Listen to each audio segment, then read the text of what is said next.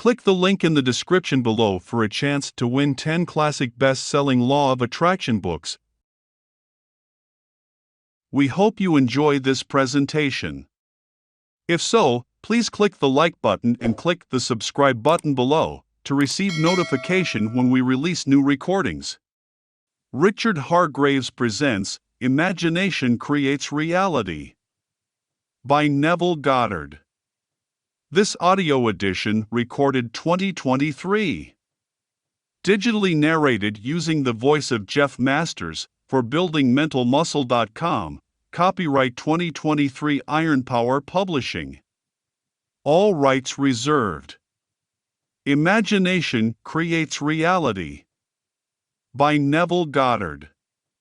Your own wonderful human imagination is the actual creative power of God within you. It is your savior. If you were thirsty, water would be your savior. If you needed a job, employment would be your savior.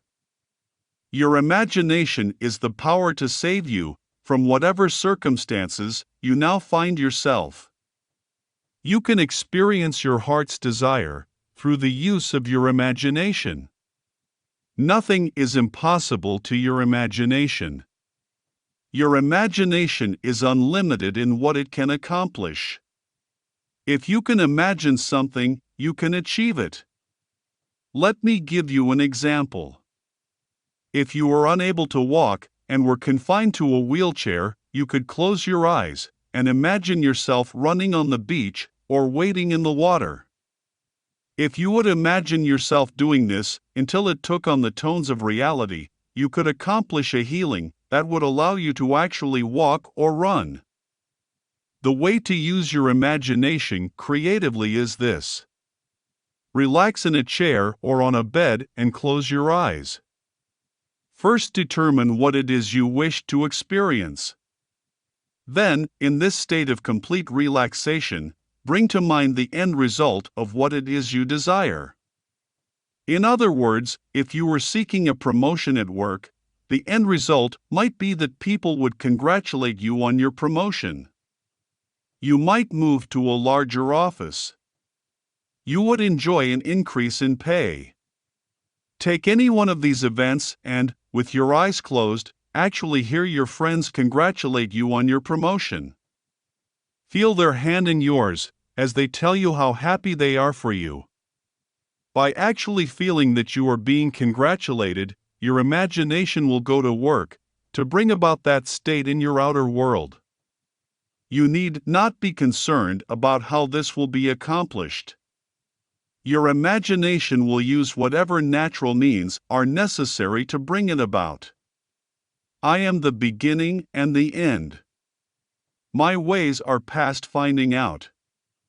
What you do in imagination is an instantaneous creative act.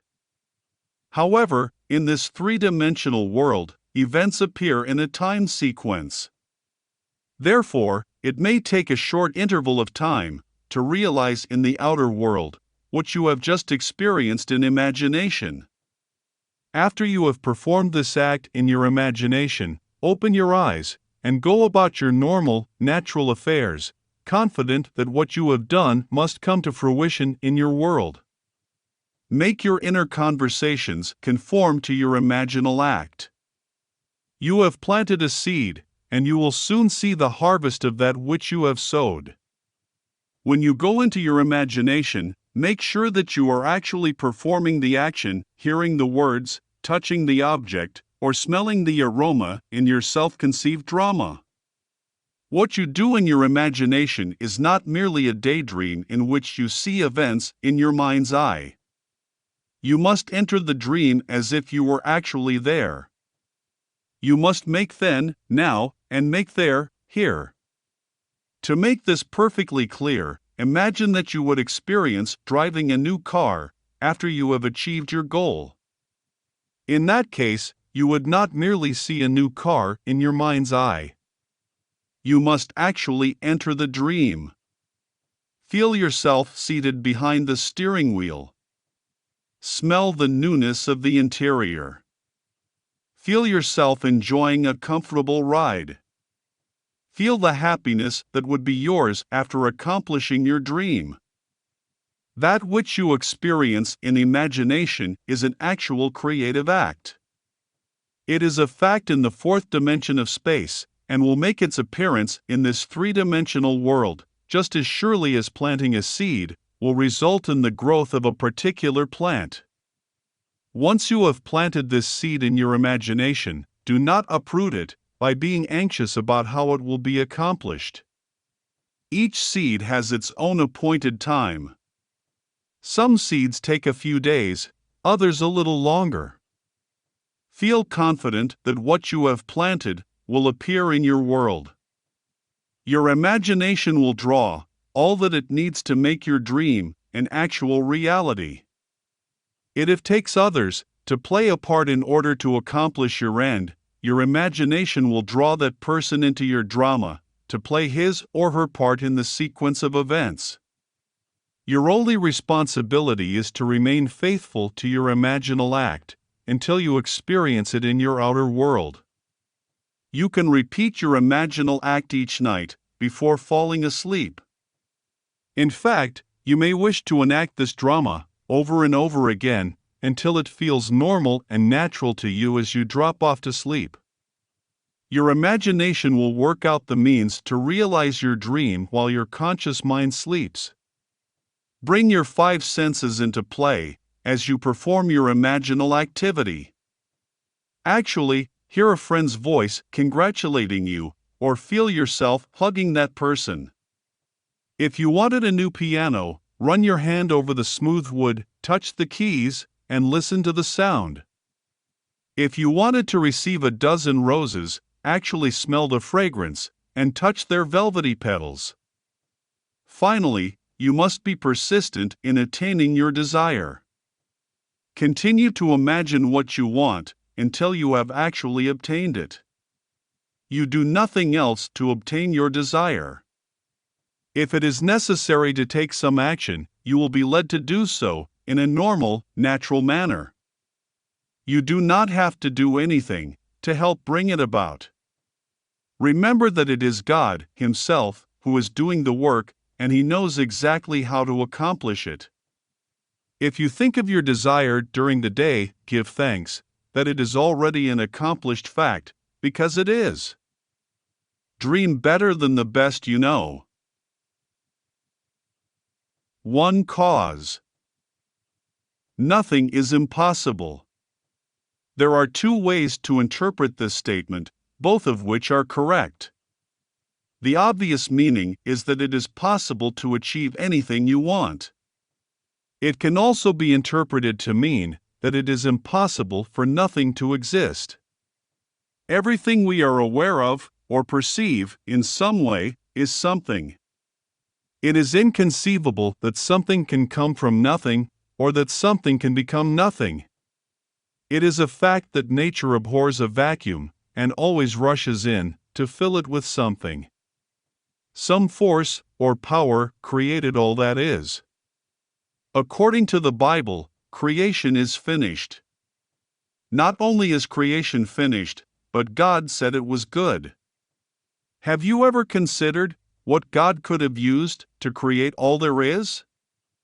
If creation is finished, how is it possible to pray to God to create something in your life that did not exist yesterday or today?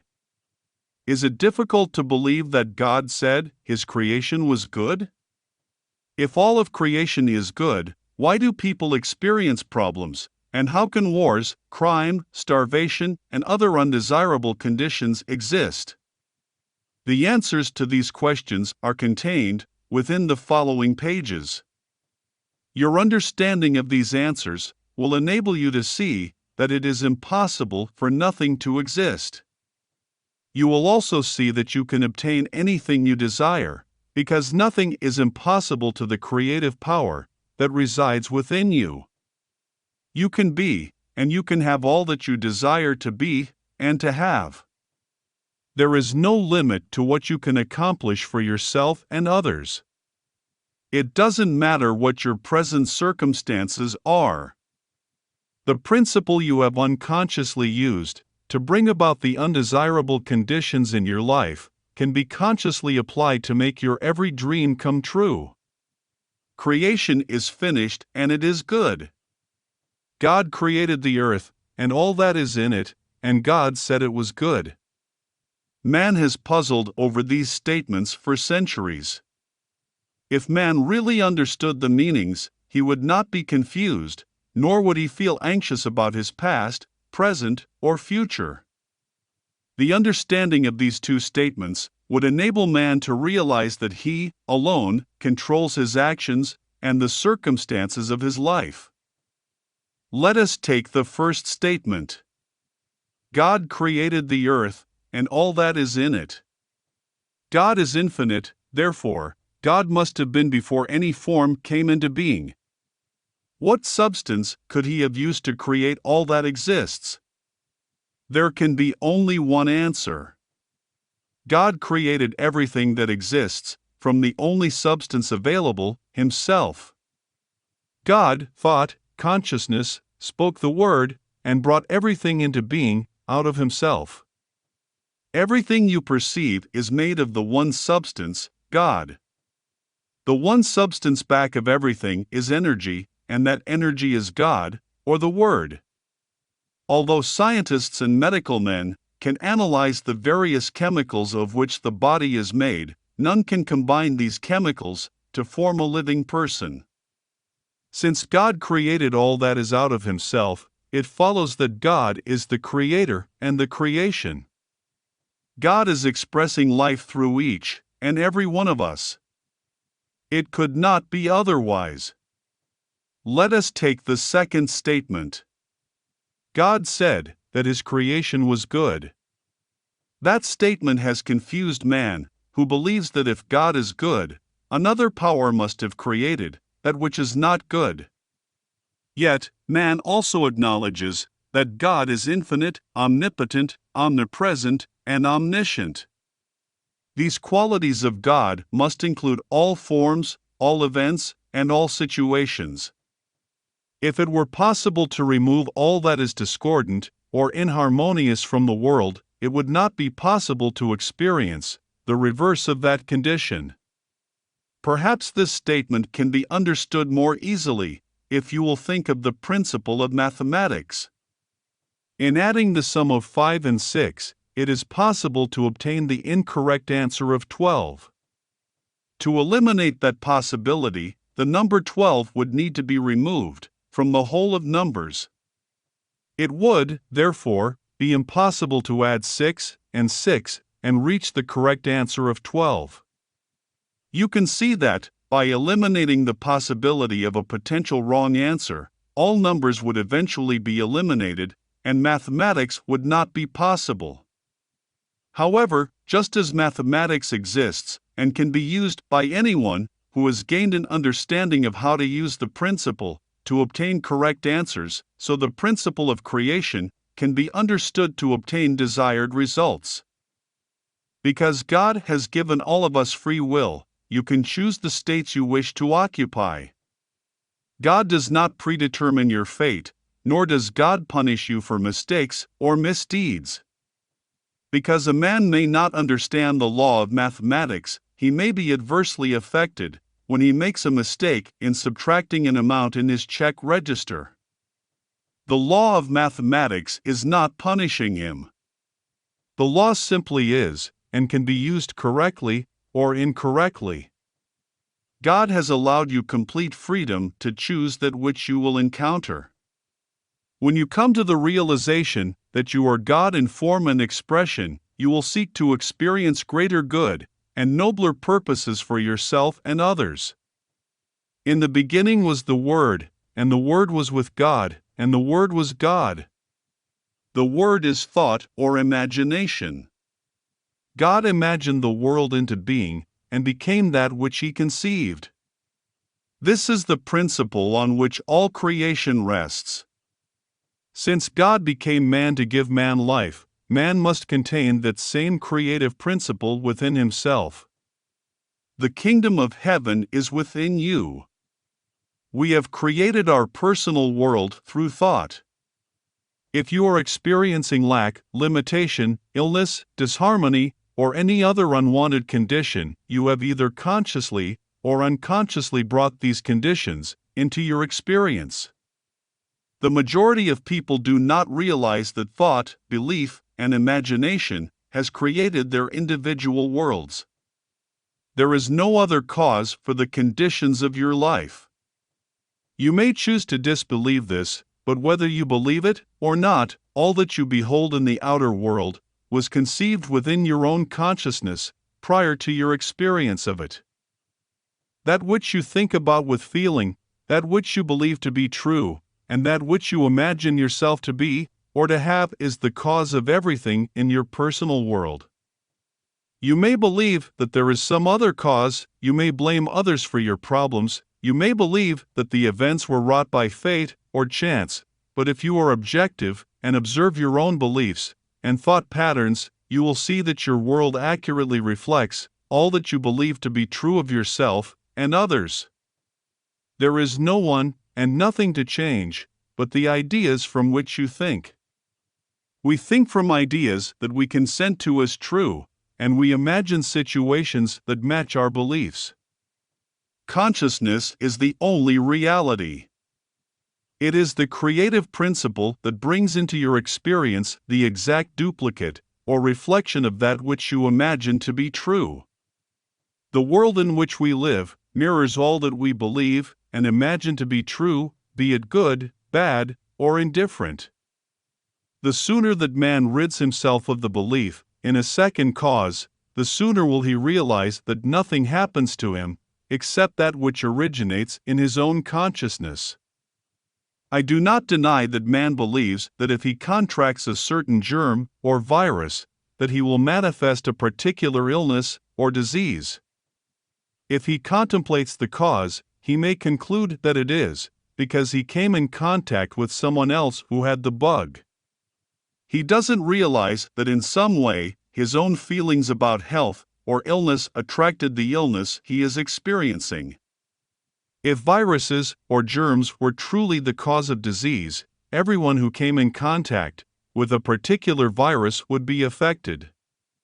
The outer world merely reflects that which a man is in his own consciousness.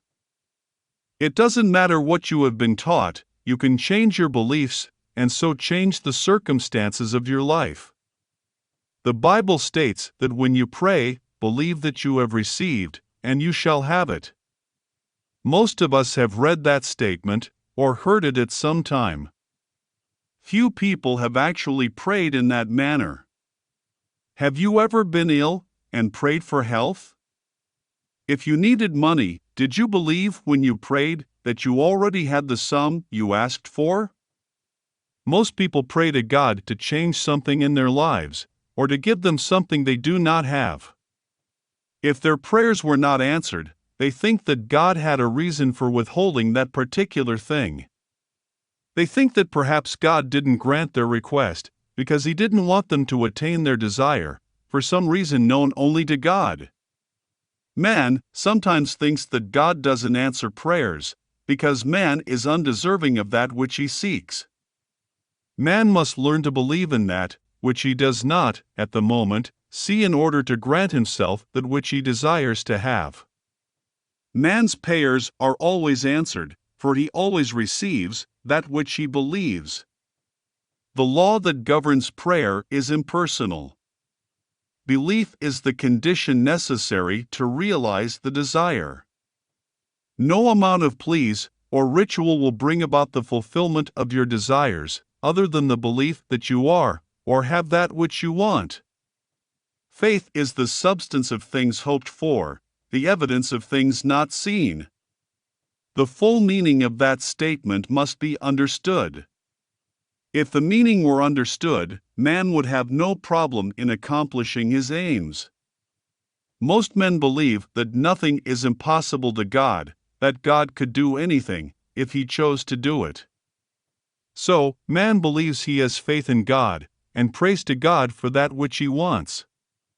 If his prayer is not granted, he thinks that he either did not pray long enough or hard enough, or that God chose to withhold his request. However, faith is the actual substance of that which is hoped for.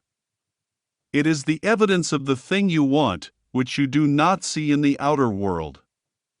That which you want to do, or be, has already been created. Therefore, it actually does exist. It is possible to bring into your world anything in creation by your belief that you already have it.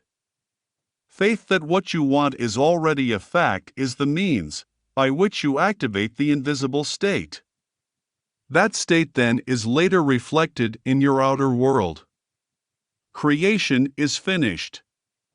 God can create nothing that is not already existent. Faith or belief that you already are, or have that which you desire, is the only means by which to experience your desires. No limitation is imposed on that which you can have, except your failure to assume possession of the quality or thing desired. How the law works. The law of identical harvest, or cause and effect, is impersonal, and can be used to bring into your experience anything you can conceive. Since creation is finished, every possible state already exists. Your fusion with a particular state, imagining with feeling what you would experience were you in that state, causes that state to be projected on your screen of space. This law cannot be changed or broken, and always reproduces in your outer world the exact duplicate of any belief you consent to as true. If you would change your world, you must change your beliefs. Since consciousness is the only cause, you cannot blame others for the conditions which presently exist, nor can fate or chance be the cause of that which you are now experiencing. Nothing can alter the course of events in your life except a change in your own consciousness. Whatever is appearing in your world now, although it appears real and an unalterable fact, is a reflection of previous activity in your own consciousness. Therefore, a change in consciousness will reflect the change in the future, just as surely as past beliefs reflect the present. Man is pure formless consciousness, and that which he conceives himself to be is an illusion, or reflection of the particular ideas he holds true. These illusions exist only so long as man focuses his attention upon them and gives them life.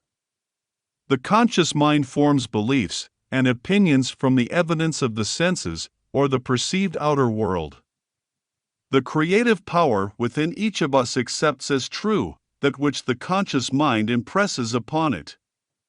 Your creative power takes those ideas, which are thought of with feeling, and projects them in your outer world. It is important to remember that not all thoughts are creative. Only those which are believed to be true, or which are joined with feeling, create the circumstances and events that you will encounter.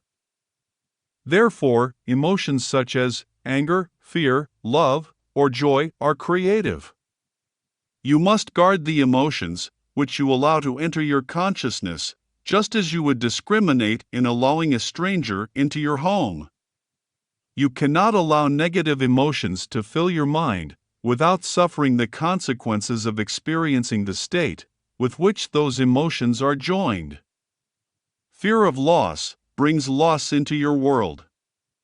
You could take every outward precaution to guard against loss, but if you fear loss, you will most certainly experience it in your affairs. Feelings of love and joy create happy events and loving relationships. Feeling abundant brings riches into your life. A person who is unloving or suspicious and feels that others take advantage of him draws to himself that which he believes. No matter what he does externally, his relationships with others will reflect that which he accepts as true. He may want a loving relationship, but he can draw to himself only that which he is conscious of being. Like literally does attract like. As within, so without. Consciousness is reality, and that which is perceived by our senses and appears so real is but the shadow of that which we believe ourselves and the world to be. Conscious use of the law. At this time, I'm going to talk about who I am and what I am doing. If that sounds ego-centered, it is. There have been 66 books written about who I am. I'm going to quote some statements from a few of those books. You have heard many of these quotes, but didn't realize that they were talking about the being that I am. The first quote is taken from the book of Exodus. Here, Moses is talking to God, and he said, "When I go back to the people, who shall I say has sent me?" The voice answers, "Tell them, I am, has sent me unto you. That is my name forever, and the name I shall be known by throughout all generations." The 10 Commandments state, "Thou shalt not use the name of the Lord thy God in vain." Shalt not is a command. Shalt not means you must not. It means that under no circumstances must you do it. That name is, I am. Now, first of all, we have all forgotten his name. We say, I am, hundreds of times a day, and we don't know we are using the name of God. Secondly, we try to break the commandment all day long. We pay no attention to what we say, following, I am. When we say, I am, and follow it with something we would not like in our world, we are using the name of the Lord, but not in vain. The Bible states we cannot use the name in vain.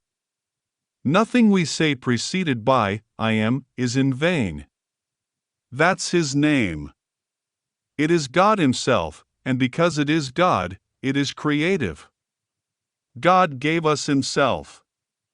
He is, I am, and that is who I am. I can never forget that I am.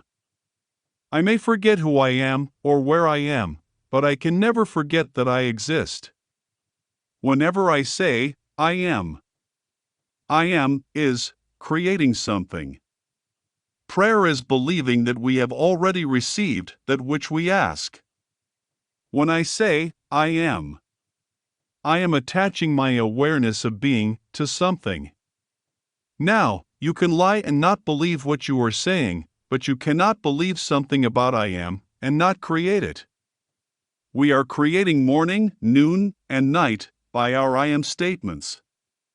If you say, I don't feel well and you believe it, you are perpetuating illness in your life.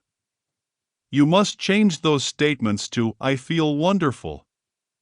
We were taught, let the weak man say, I am strong. But you can't say it like a parrot. We have to pray, say I am, believing that it is true, and then we will receive.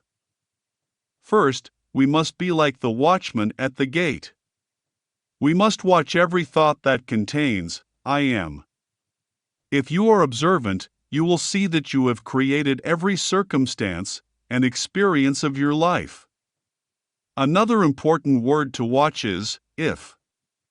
The conscious mind is very subtle in expressing doubt, Satan, or the devil.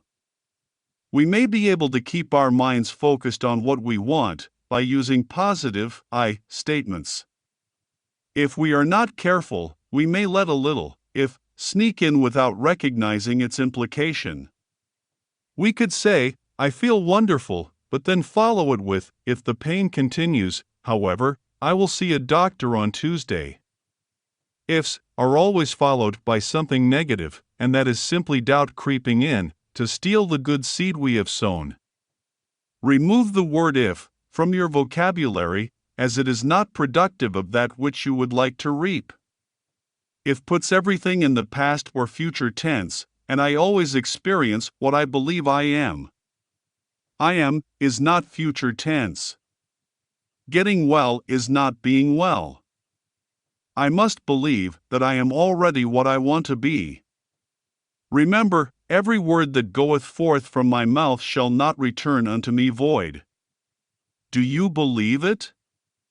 In the beginning was the Word, and the Word was with God, and the Word was God. What's his name? I am. So, begin to monitor every word, I am, that you say.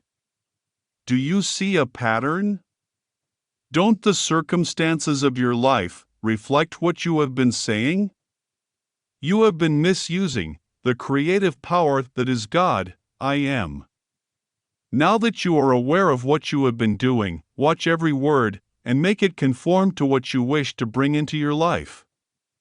Eventually, you will have faith that what you are stating, though there is no outward evidence to support it, is a fact in consciousness, and will shortly project itself, so that you may experience it in the outer.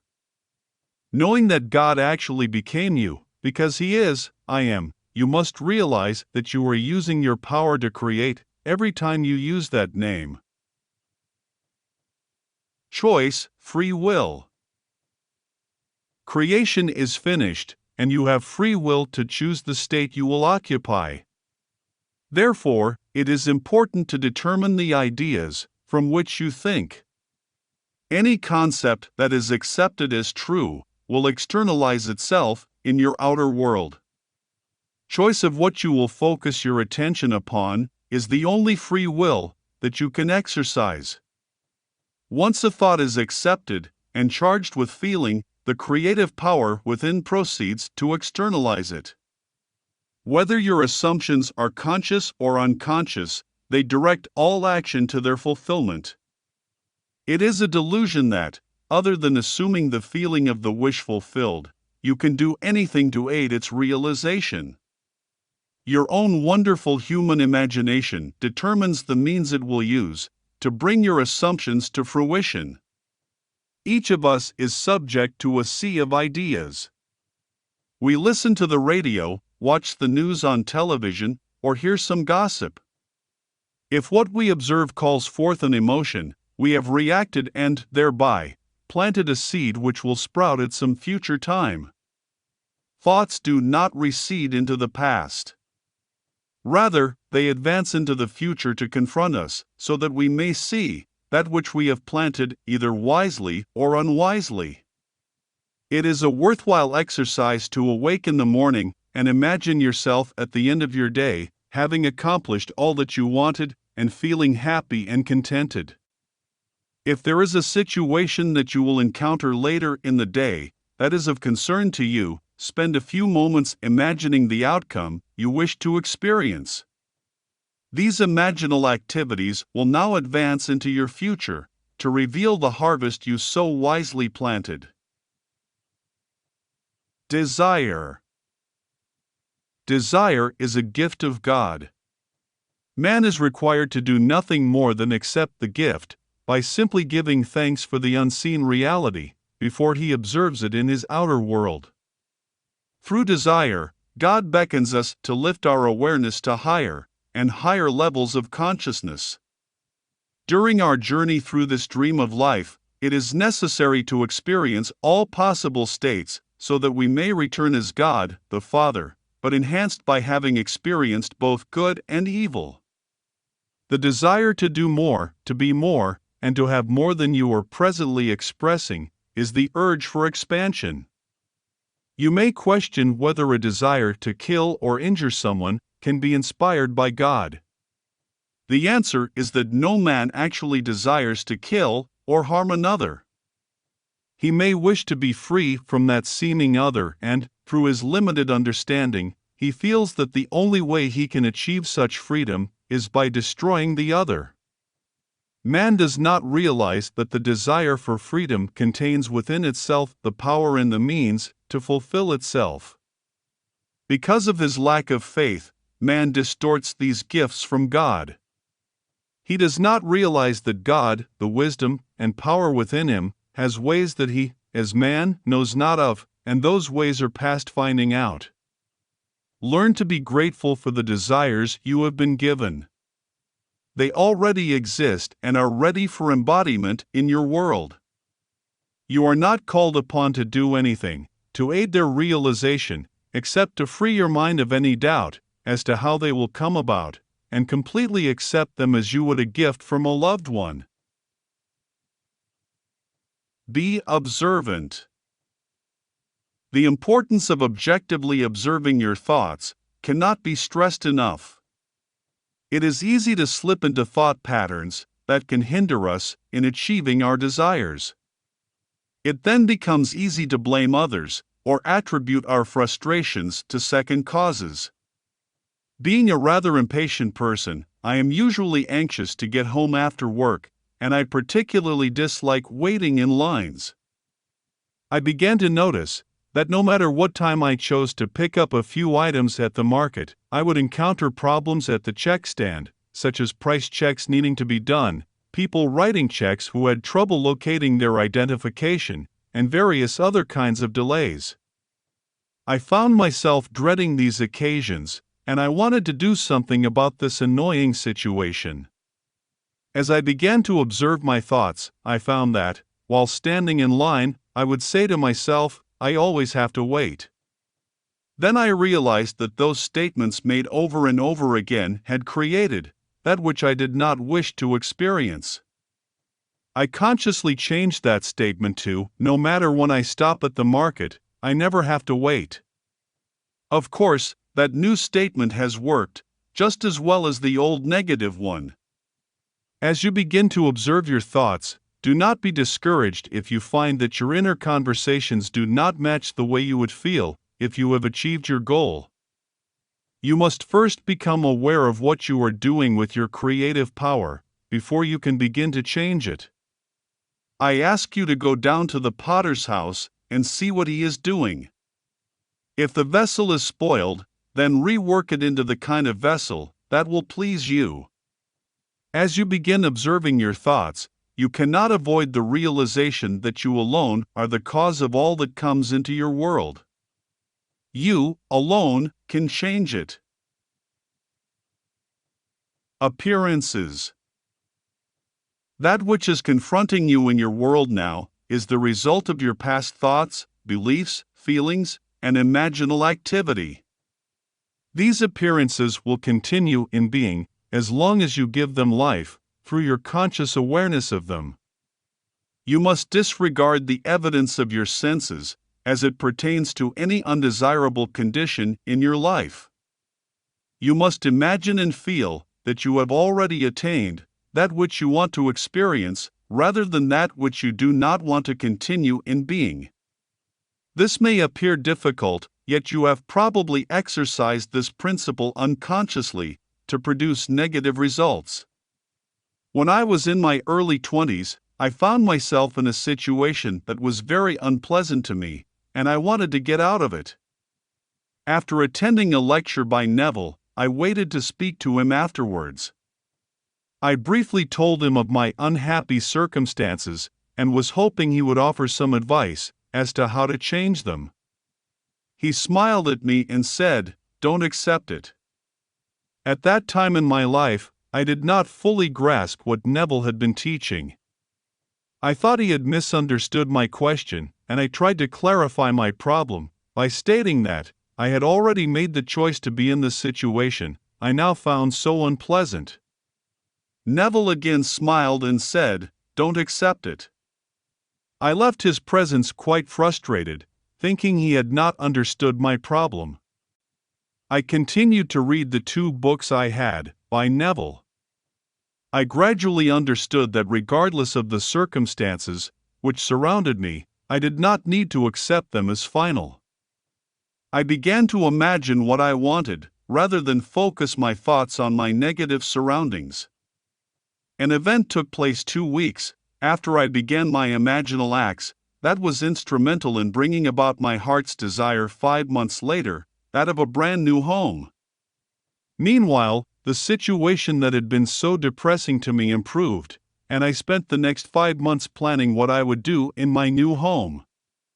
Think about some past disappointment you may have had. Perhaps you were looking forward to attending a special event with someone. In your anticipation of it, did you think, "This is too good to be true, something will probably happen to spoil it"? Something probably did happen to create conflict, or to cause you to miss it entirely. Man finds it relatively simple to disregard the promise of something good by thinking of all the reasons why he cannot achieve it. People around you may be quick to point out that you are being unrealistic when you mention a desire that appears difficult or impossible to reach. We should all be unrealistic in the face of the army of doubt if we would experience our wish fulfilled. We are called upon to disregard the facts which would deny the achievement of our heart's desire. Habit is the only thing that keeps our thoughts moving along the old familiar negative ruts. No one can change your thought patterns, and, therefore, your life, but you.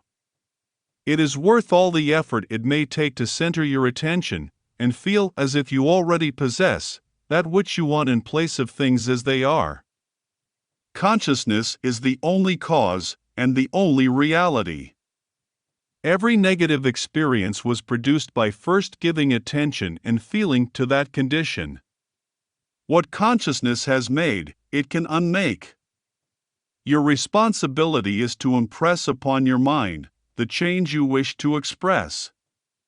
Your imagination is the creative power that can and will accomplish the end, without effort and in a natural way. Appearances confirm our former habitual patterns of thought. That which you imagine yourself to be today will project itself in your world tomorrow. Persistence in assuming that you are the person you wish to be, despite your present circumstances, is the only condition imposed upon you to embody that ideal. Inner conversations. All of us are mentally speaking within ourselves every waking moment. Our inner conversations must match the wish fulfilled if we would realize our desire. If our desire is for a better job, and we imagine ourselves being congratulated because we are gainfully employed in a wonderful position, we must also make our inner conversations conform to that end. We must be certain that we are not saying within ourselves something like, "That boss of mine doesn't believe in promoting people," or "It would be difficult to find any job at my age, never mind a better one," or similar statements that would imply that we do not have that which we desire. We must persist in the feeling of our imaginal act by making our mental conversations conform to what we would say had we already realized our aim. If, for instance, we wish to own a new car, we could imagine a new car parked in our garage, or imagine ourselves driving it, or imagine our friends admiring it. We must then make our inner conversations reflect the type of conversations we would engage in were we really the owner of a new car. Our conversations could consist of discussing our new car with friends, such as telling them of the wonderful fuel mileage we are receiving, or hearing our friends tell us how much they enjoy riding in our new car, etc. Our inner conversations are just as creative as our deliberate imagining of the wish fulfilled. In fact, if they are of the opposite nature, they can negate what we have imagined. You must watch what you are saying internally to make sure that these conversations coincide with your wish fulfilled. If you become aware that these inner talks contradict what you would like to achieve, revise them so that they follow along the track. That would indicate that you already have what you desire, or are already the person you wish to be. Revision. Your present world reflects the sum total of all that you believe to be true of yourself and others. That which you imagine yourself to be today goes forward and will confront you in the future. If you have forgotten your imaginal activities of the past, that which you see appearing in your world indicates the kind of seeds you have previously sown. Assuming the feeling of your wish fulfilled is using your imagination creatively to bring into your world that which you desire to experience. You can use the art of revision to change the effects of prior thoughts and beliefs. If, for instance, you had gone to an interview for a job you truly wanted, but later learned that someone else was hired, you can revise that news to make it conform to what you wish you had heard. If you react by feeling depressed or assume any other negative attitude, you will then experience the same type of rejection in the future. Your reactions, whether positive or negative, are creative of future circumstances. In your imagination, you can hear words congratulating you on getting a wonderful new job. That imaginal act now goes forward, and you will encounter this pleasant experience in the future. As you review your day, it is important to revise each negative reaction so that you can remember it as what you wished had happened, rather than storing that memory as it did occur. What you think of with feeling or emotion is an actual fact. That which you experience in the physical world is merely a shadow, reflecting the reality of your imaginal activity. Therefore, when you revise a conversation, an unhappy experience, or a quality about yourself, you are literally experiencing it in reality, your consciousness. The outer world is a delayed reflection of the inner, and is confined to a dimension of space, where events occur in a time sequence. Revision, then, literally changes the past. It replaces what occurred in the outer world with the revised version. The revised scene then gives off its effect by going forth to change future events. Dwelling on past irritations or hurts perpetuates them and creates a vicious circle that serves to confirm these negative emotions. The circle can be broken by starting now to revise anything that you no longer wish to sustain in your world. By revising the past, you rid yourself of any effect it may have on your future. Revision is truly the key, which can be used to unlock the doors that have kept you trapped in a particular state. Be ye transformed by the renewing of your mind. States of consciousness. All states exist and are a fixed part of creation. Anyone can enter a state consciously or fall into a state inadvertently. You may move into different states throughout your lifetime, or you may occupy a single state. Desire is what usually motivates us to move from one state to a higher level. Since a state is total and complete in itself, when we enter a state, we are compelled to behave in a manner dictated by that state. For instance, in the state of poverty, we would find ourselves constantly in need of funds. We would have difficulty making ends meet, and have no way to enjoy luxuries. Should we be given a large sum of money, if we remain in the state of poverty, filling our mind with thoughts of lack and limitation, we would soon find ourselves without funds, and again experiencing the same difficulties. The reverse would be true if we occupied a state of wealth. When we are in a state, we see only the contents of that state, and are compelled to act in accordance with all that the state entails. While in a particular state, you believe certain things are true, and would find it difficult to understand another point of view.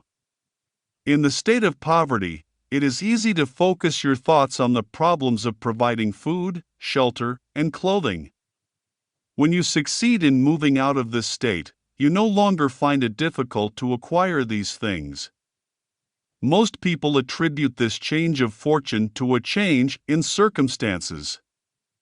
However, unless you have moved from the state of poverty, no change in circumstance would be permanent. Rather, moving out of one state and into another in your imagination automatically creates a change in your outer world. The Bible has personified every type of state, and calls these states by names known to us as Moses, Noah, Job, Peter, Andrew, and Jesus. Throughout our journey, we enter these states and experience all that they offer. The last state we will enter is the state of Jesus Christ. In this state, we become aware that we are God, the Father, and that we have a Son as symbolized as David, who personifies the sum total of all humanity. The journey begins with Adam, who fell asleep and dreamed the dream of life, and then entered the myriad states, to gain the experiences necessary before awakening. When you enter the state of Jesus, you know yourself to be God, and your journey into this world of death is then complete. The play. As Shakespeare said, all the world's a stage, and all the men and women merely players. They have their exits and their entrances, and each man in his time plays many parts. This world, which seems so real, is as much a dream as the dreams we encounter while asleep. Our waking dream seems so real because it has continuity, while our dreams at night appear to be random sequences taking place in unfamiliar surroundings and situations. God is the dreamer, dreaming the play into existence, and God plays all the parts.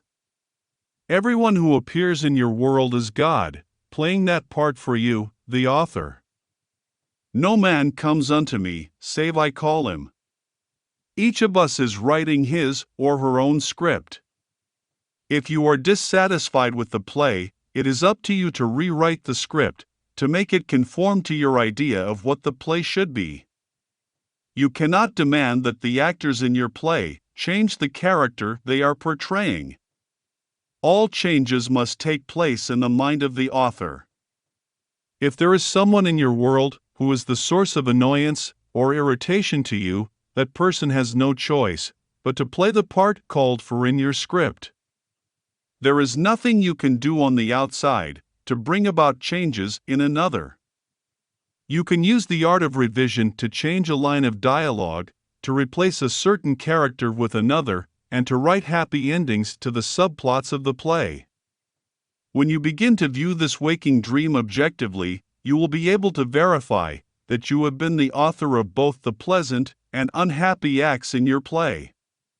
You can radically change the play by using your imagination creatively, by assuming your wish fulfilled. You can change the script on a daily basis by revising the scene that did not please you.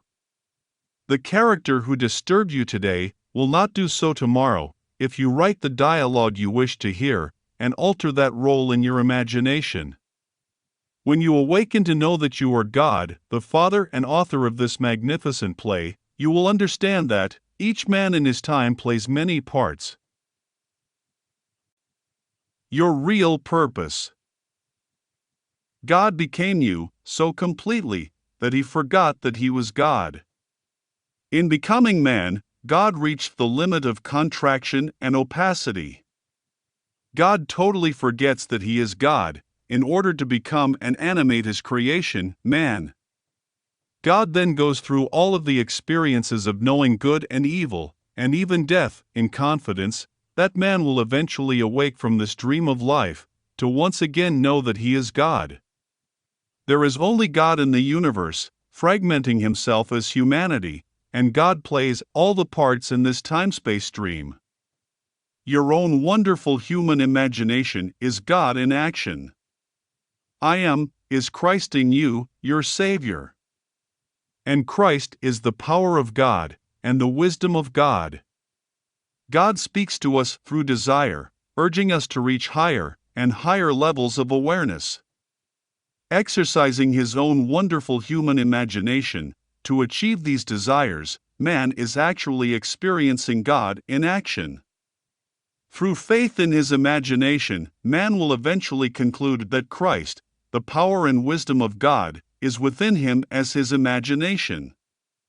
At the end of this fabulous journey or dream of life, man will awaken to remember that he is God, the Father, enhanced by the experiences he put himself through when he forgot that he was God. Man's sole purpose is to experience Scripture, all of the states of consciousness personified as men in the Bible.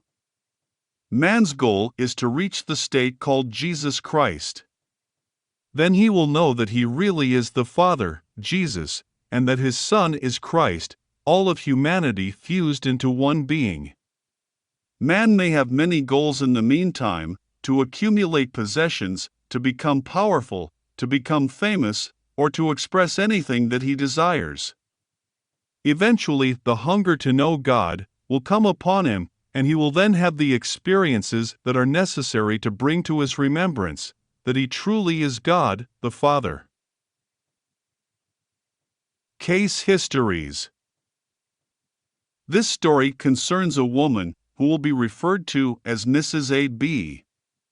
She knew that imagination creates reality, and had taught this principle to her 3 children, ages 12, 10, and 6. She had practiced this principle for years, to obtain the things she desired. Although her husband had also heard this teaching, he had not put it into practice, and actually was quite skeptical about results. One Sunday afternoon, this family went for a drive, and came upon a new tract of homes for sale. As this was a lovely rural area, they stopped to look at the new models. They all loved the area, and the homes were large and beautiful, with all sorts of modern amenities. On the way home, they talked about how wonderful it would be to own a new home in this tract. They already owned a home, however. They had borrowed money on it and had very little equity that could be derived from its sale. The husband said that although he would like to buy the home, it was not possible, as they could not raise the money required for the down payment. Even if they sold their present home, the real estate agent's commission would equal the little equity they would realize.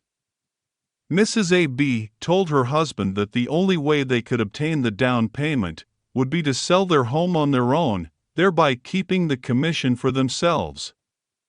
The husband was very pessimistic about this, but told his wife to go ahead and place an ad in the paper, although he knew it wouldn't do any good. He was sure that there was no chance of selling the house in this way. The wife placed a small ad in the newspaper advertising their house for sale. A few nights later, when the husband had gone to bed early, she and her children drove to the tract of new homes. She felt that if she could walk through the new house and capture the feeling of actually living there, she would obtain her dream home. It was dark when they got there, but they found one of the houses unlocked. She and the 3 children walked through the house. The children decided on which bedroom each would occupy, if they actually lived there. The mother instructed the children to actually sleep in the new house, in their imagination that night, and she intended to do the same. For the next few days, they imagined living in their new home and taking walks in the woods that were adjacent to the tract. That same week, a man answered the ad in the paper. He did not seem very enthusiastic about buying the house, but returned later that day with his wife. He told Mrs. A.B. that they had decided to buy the house for the price she was asking.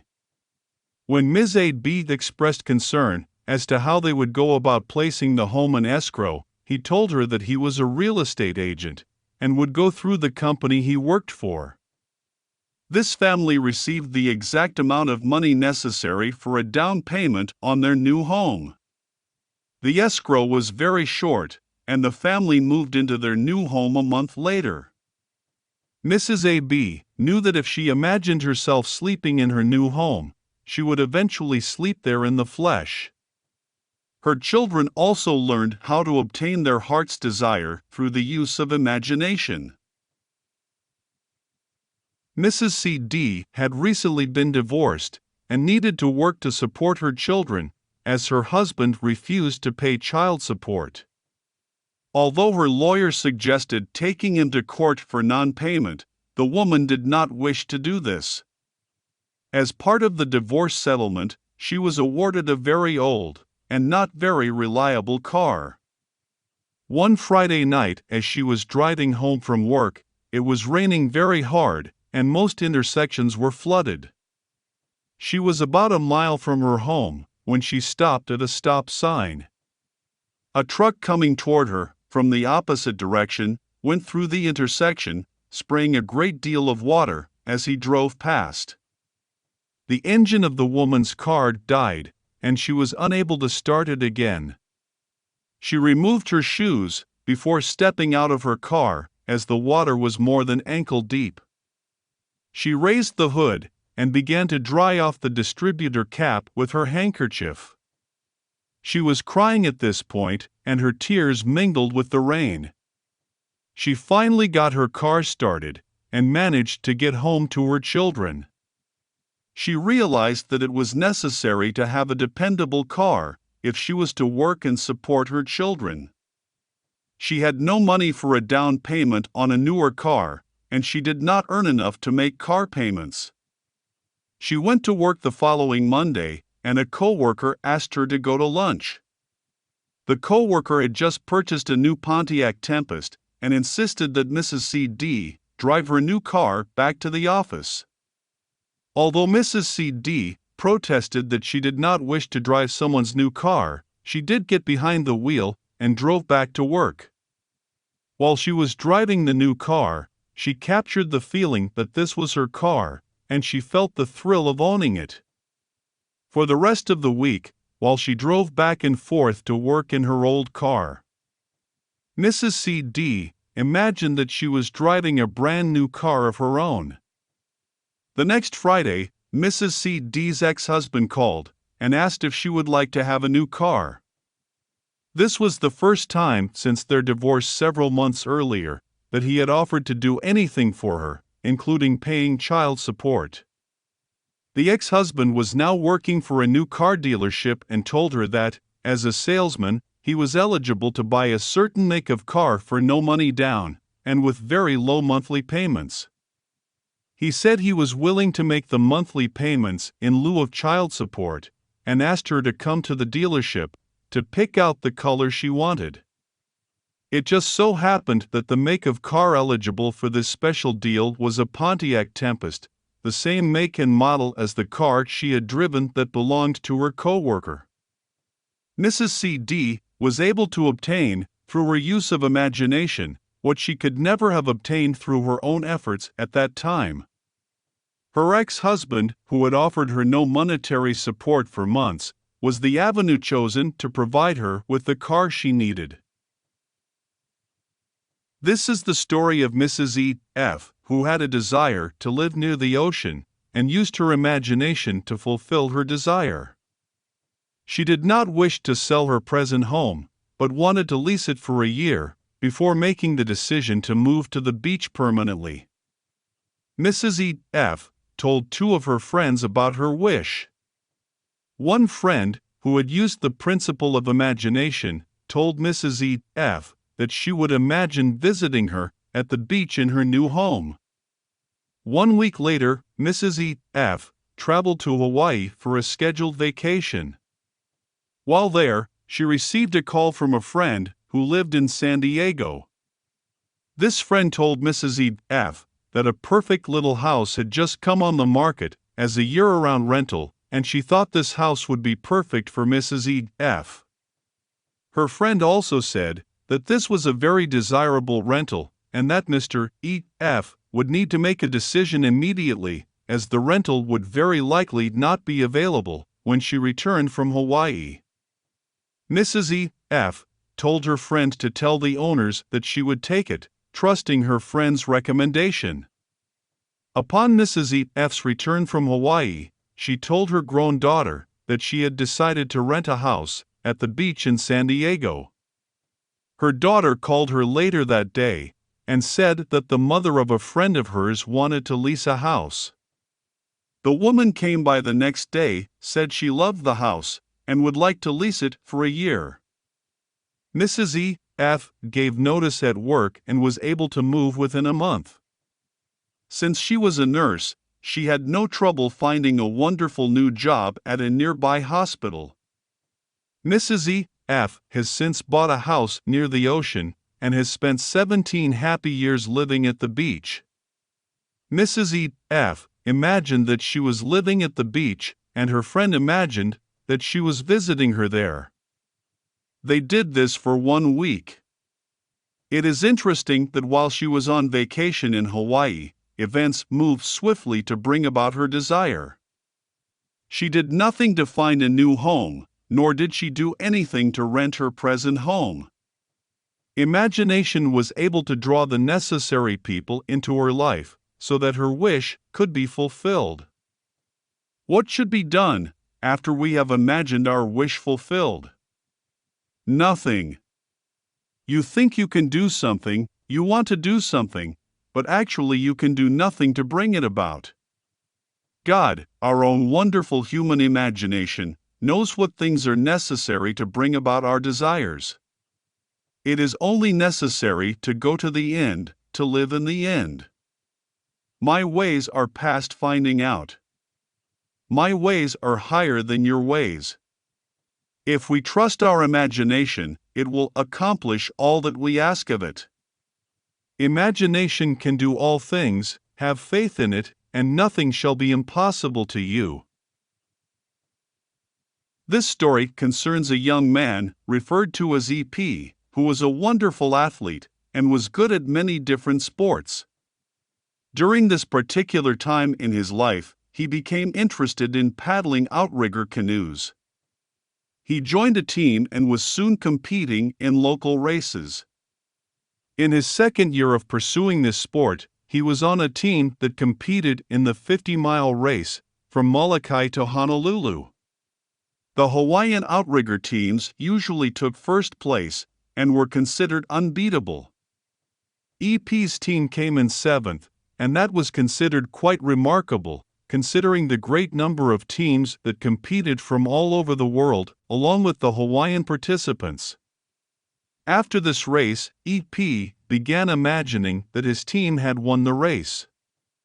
He spent the next year forming a new team, practicing, and building his own outrigger canoe. He was convinced that if he imagined himself winning the race, his team would come in first. Next year, his team, and at least a dozen others, flew to Hawaii from Southern California to compete in the annual race. There were several teams, with much more experience, who were considered likely to place in the top 10, although the Hawaiians were still considered the favorites. At the end of the race, EP's team finished first, ahead of the Hawaiians and all the other teams. EP now holds a paddle engraved with the words World Champion, which was given to him upon his team taking first place. After winning this coveted title, this young man went on to coach other teams. He also began manufacturing paddles for outrigger canoes. His paddles are known throughout the world and are used by outrigger teams who are among the top teams in the world. EP now makes his home in Hawaii and enjoys coaching teams, manufacturing paddles, fishing and sailing his own boat. He also uses his boat as an escort craft for the annual outrigger races. Mrs. J.K. was living in her twin sister's home after having been divorced. Mrs. J.K. had 3 children, a son and girl, and boy twins. Her sister and her husband had 3 boys. Needless to say, this was a crowded household.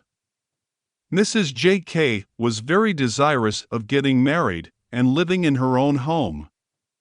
She had been dating a man, but decided that she did not wish to continue the relationship and broke it off.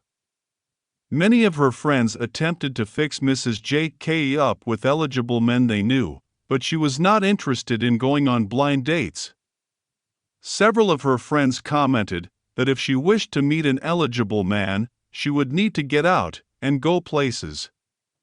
The twins believed in the creative power of imagination, and they had a friend who also knew of the power of imagining. The 3 women determined that they would imagine a ring on Mrs. J.K.'s finger, which would imply that she was married. They did this for several weeks. During this time, Mrs. J.K. also imagined herself living in her own home. However, when she attempted to do so, she found herself imagining a home exactly like her sister's. One day, Mrs. J.K. received a call from a friend who asked her to come to her home and help her wallpaper her kitchen. Mrs. J.K. agreed to help her friend, who lived a few blocks away in the same tract of homes. While she was there, a male neighbor came to visit her friend. The friend introduced Mrs. J.K. to her neighbor. He later called Mrs. J.K. and they began to date. 5 months later, Mrs. J.K. married this man. The interesting part of this story is that all of these people lived in the same large tract of homes. There were only 4 homes in the tract of 1,200 that had the same floor plan. Yes, this woman's husband owned one of the homes that had the same floor plan as Mrs. J.K.'s twin sister.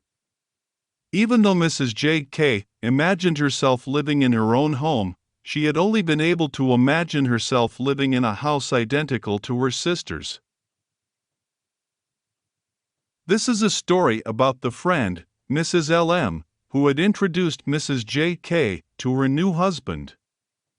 During their friendship, Mrs. J.K. had tried to explain the principle of imagination to her friend, who was very doubtful that it would work. One day, Mrs. J.K. asked her friend to come to one of Neville's lectures. Mrs. L.M. agreed to attend, but was not at all convinced that imagining she had what she wanted would result in obtaining it. But she decided to imagine a very simple thing, the receipt of a handkerchief. She imagined that someone had given her one and then dropped the whole idea. Much to her surprise, she received a handkerchief in the mail from the mother of a friend who came to her house for lunch while she was in town for a visit. This woman sent Mrs. L.M. a handkerchief with a thank you note. Mrs. L.M. was not only surprised when she received the gift, she became very frightened, as she thought there was something supernatural about it. Mrs. L.M. had attempted to disprove that imagination produces the thing desired. When she received the handkerchief she had imagined, she interpreted it to be some sort of black magic, and didn't want to know any more about this teaching. I could relate hundreds of incidents involving dozens of people, in which imagination was used to bring about the desired results. I have chosen just a few stories to illustrate that imagination can be used to solve all manner of problems and bring into your experience your every heart's desire. End of lecture. We hope you enjoy this presentation. If so, please click the like button and click the subscribe button below to receive notification when we release new recordings. Click the link in the description below for a chance to win 10 classic best-selling Law of Attraction books